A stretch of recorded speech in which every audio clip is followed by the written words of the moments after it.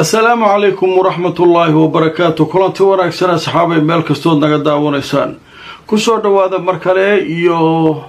barnaamijyadii aan idinku tala galnay. waa barnaamijkeennii labaad maanta waa maalinimo Arbacada taariikhduna ay tahay 3 bisha June sanadka 2026. waa barnaamijkii labaad maanta aan idin soo gudbinayno wararka ugu waaweyn ee ka soo kordhay xaaladda gobolka bariga dhexe ayaynu barnaamijka ku faaqidi doonaa. qodobada barnaamijka aanu ku soo gudbinayno waxaa ka mid noqon doona Iiraan iyo Israa'iil oo isdhaafsaday hadallo kulul. abaanduulaha ciidanka Israa'iil iyo wasiirka arrimaha dibadda ee Iiraan oo hadallo kulul hawada isu mariyay. Trump oo waraysi uu bixiyay arrimo dhowr kaga hadlay. waxaa sidoo kale barnaamijkan idinku hayaa khasaaraha maanta Iiraan ay u geysatay Kuwait oo hadda faahfaahin dheeraada ay ka soo baxayso iyadoo dawlado fara badan ay weerarka cambaareeyeen. haddaba wararkaas ayaynu ku soo qaadanaynaa barnaamijkeena labaad. intaanu ku jirnana wixii akhbaar ah soo kordha waan idin la socodsiin. kulanti wanaagsan asxaabay meel kastood naga daawanaysaan ku soo dhawaada mar kale iyo mid ka mid ah barnaamijyada aan idinku talagalnay. waa barnaamijkeennii labaad. maanta waa Arbaco taariikhduna waa 3 bisha 6 sanadka 2026. wararkii soo kordhayaynu barnaamijka ku faahfaahineynaa intaynu kala maqnayn xaaladda gobolka bariga dhexe. ugu horreyn waxaynu ku bilaabaynaa hadallo kulul oo ay isdhaafsadeen Israa'iil iyo Iiraan. haddaba Israa'iil oo markan sheegaysa in dagaalka Iiraan dib loogu noqon doono iyo Iiraan oo jawaab kulul arrinka ka bixisay. haddaba marka hore aanu ku hormarno abaanduulaha ciidanka Israa'iil oo goordhow hadlay. waxa uu sheegay Israa'iil inay diyaar u tahay in dib loogu laabto dagaal ka dhan ah Iiraan.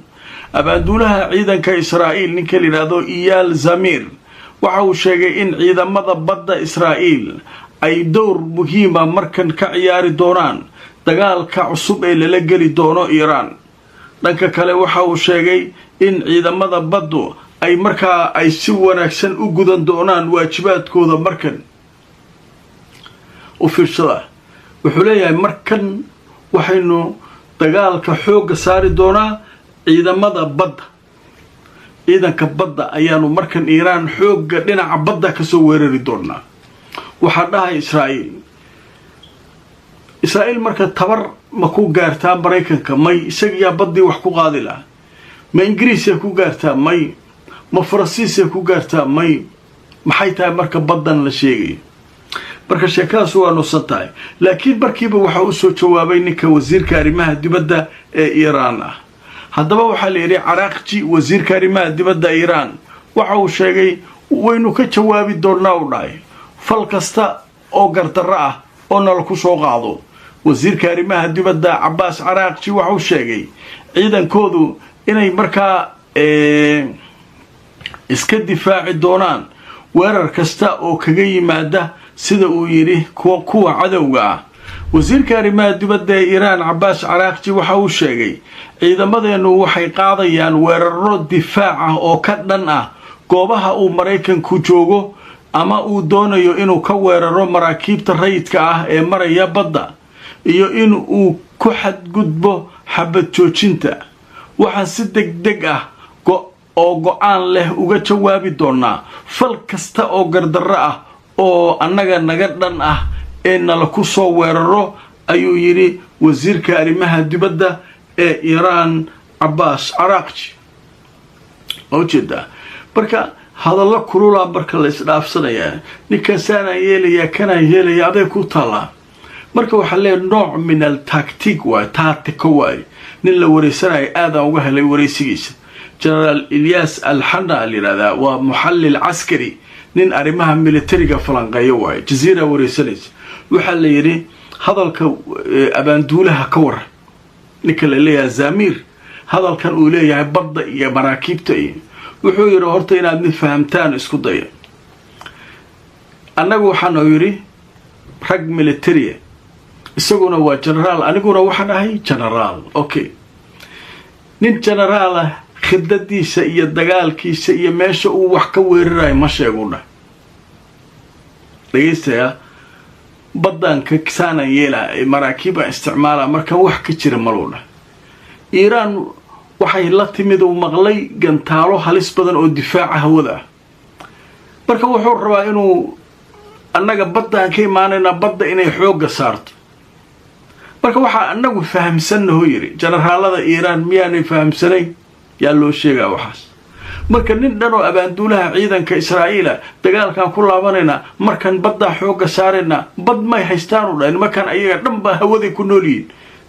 diyaarada dagaal bas isticmaalaan laakiin waxa khalkhal ku jira ka cabsanayaan gantaalahan Iiraan way la timid lalay marka wuxuu yiri dadku marka wuxuu khaldaa raayul caamkii uu khaldaya marka taasday wax caam waa la ogyahay yiri Iiraaniyadu kulli waa ogyihiin saanagu aqli u leedahay ayaguna aqli ka badan u leeyihiin maadaama dagaalkii ay ku jiraan marka hawsha sidaas uu ku tacliiqay danka kale ninkii Trump ahaa isaguna waraysiyo isdaba jooga bixinaya saacadii la soo dhaafay wuxuu ka hadlay arinta Netanyahu inuu sheegay inuu qof waalan oo kale yahay oo maartay wuxuu rabo iska sameeyo danka kale wuxuu ka hadlay haddana dinka Trump leeyahay aayatullaahiga mujtaba hatta waa la kulmay uu leeyahay Iiraan wada hadalaa noo socdo leeyahay weydiidu leeyahay hub nuclear inay samaysato wax alla wuxuu rabo iska sheegay mararka qaar waa yaabaysaa ninka wuxuu ku hadlay warkuu shala sheegay midka maanta sheega ka hor imanaya midka maanta uu sheega bari midka uu sheega lama socdo marka sheekada marka waalidaa socoto dhanka kale Netanyahu ayaa isaguna hadlay wuxuu leeyahay Iiraan wali ma go'aansanin inay heshiis ka gaarto nuclearkeed Mareykanka waa la goynayo ninka Trump waa loo cag wareejinayo halkan odaga ma fahamsana kula Iiraan marka arika maba ogolaanin ba wali nuclearkeed inay haysatay rabtaa sidee ku dhici kartaa marka hawshaas halkaas ay marka maraysa dhanka kale waataan barnaamijkeedii hore ku soo qaadanay idinkuna aad la socoteen in Mareykanka saldhigyadiisii Kuwait iyo Bahrain iyo ku yaalay si fiican nagta looga saaray Mareykanka waa ka hortagnay gantaali saana yeelna soo laha Kuwait markii dambe sheegay hadda Kuwait waxay leedahay naag Hindiya oo dadka ku nool Kuwait ayaa dhimatay 60 dad ku dhowna way dhaawacmeen khasaaraha droniska iyo gantaalihi maanta lagu weeraray Kuwait gaar ahaan airport marka Mareykanka wuxuu sheegay maxaa weeyay waaba weerarana ka gantaalaan Mareykanka dhaxan isaga duubay kana sameeyay maxay tahay beesha media xataa lagu dagaalama media marka beetiya baa shaqay weys Kuwait waxay leedahay nagtaabana la ka saaray maxay tahay waxa uu ninka sheegay haddaba marka aad tusoo wararkii ugu dambeeyay goordhaweyd Al Jazeera ay qortay ciidamada Kuwait waxay sheegeen inay dhimatay haweenay jinsiyadda Hindiya haysata oo iyadu deganay dalka Kuwait sidoo kalena dad fara badan inay ku dhaawacmeen oo marka weerarkii maanta dhacay sida ay goordhow faahfaahiyeen ciidamada Kuwait 13 gantaal oo nooca balastiga iyo 17 diyaaradood oo drone ayaana la ku soo weeraray dheen maanta marka khasaaraha dhashay 5 mar ayaa maanta difaaca hawada uu difaac galay oo Syria digniinta Kuwait laga maqlay meel kasta qayladaas laga maqlay oo maartay iska jirayda ayaa laga maqlaa marka wararkaas waxay ahaayeen kuwii ugu waaweynaa ee soo kordhay intaynu kala maqnayn haddaba qadar xayisiisa kadib waxaan gali doonaa wixii akhbaarada ee soo dhacay كلتي wanaagsan marka la asxaabay meel kasto daga daawanaysaan ku soo dhawaada barnaamijkeeni labaad maanta waa 4 qaybi ugu dambeeyay barnaamijka aynu marayna haddaba wararka soo kordhay waxa kamid ah wasiirka arrimaha dibadda ee Mareykanka ayaa ka hadlay wuxuu leeyahay maanta kulan kale yeelan doonaan Lubnaaniyiinta dawladooda iyo Israa'iil go'aamo inay ka soo baxaan waa la filayaa muhiima